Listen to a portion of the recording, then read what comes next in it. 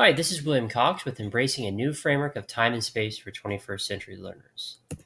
So, to begin with looking at what a 21st century learner is, we're now seeing a generation of students who are absorbing a new skill set where they are creative, social, technology savvy, and presentation oriented in their final products. So, you'll see this skill set along with others mentioned in any definition of a 21st century learner. I like to think of them as little adults because what they're doing is accomplishing the job skills that we see on the market today, but in the forum for an academic pursuit.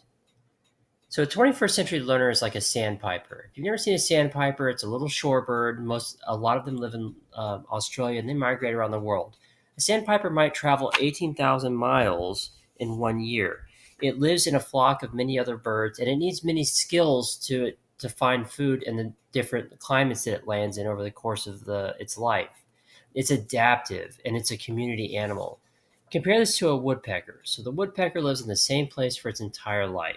It finds food by doing a repetitive task over and over and over again. It's solitary and it's facing extinction. And this is sad, but it shows you a contrast between the past and future of our learners in our classrooms. So the traditional classroom is made for a woodpecker. The, the traditional classroom is focused on one person, the instructor, and it's a place where the learners are doing the same task over and over and over again. This might be solving an equation, it might be memorizing dates in history class, it might be writing an essay for an essay prompt, but what they're not doing is engaging socially. They're solitary and they're not expanding their horizons or learning about a skill set that's going to serve them in a future job. Here's what a 21st century classroom looks like, or like maybe what your imagination can bring you to think of it like. There's no reason that the space on the left couldn't be a classroom. And you can see that there is a group of several people collaborating. And why couldn't they be students working on a project? Why couldn't this person over there at that table be uploading a Flipgrid video for his instructor? Why couldn't the smaller group be a group of students working on a Google Classroom with people who aren't even there at that time? A 21st century classroom is a room full of tools. It is not a space for a lecturer to command the attention and the audience of a group of people because there's no other alternative to it any longer. Most of this means that we need to stop looking at time the way that we were taught, the way that our teachers looked at time. So the student that's making a Dropbox submission, he might not just be working at a different pace than the students who are watching YouTube lectures. He might be working in a different order. A great model for a 21st century classroom is a portfolio or a Google Classroom where the students arrive and they're given a list of assignments where maybe one is a presentation, maybe three are problem sets, and they're doing them in any order.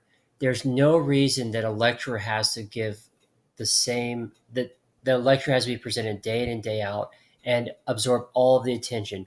Why not record it and put it on YouTube? Why not put people into the same group who aren't even in the same class period?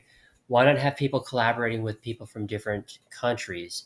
So what a 21st century classroom is, it's not just YouTube. YouTube is just a tool. It is a way of seeing videos online, big whoop.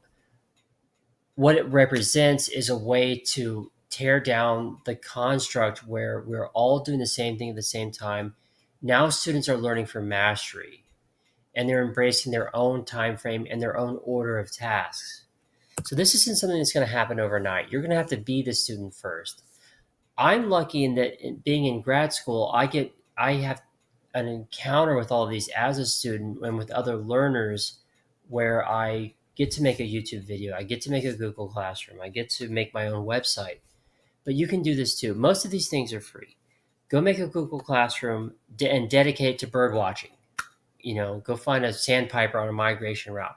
Find other people who are interested, experiment with the technology first, and you'll see how successful it is, but you'll also see how easy it is. And this is a great direction forward for our students, and it's the only way forward for a 21st century learner.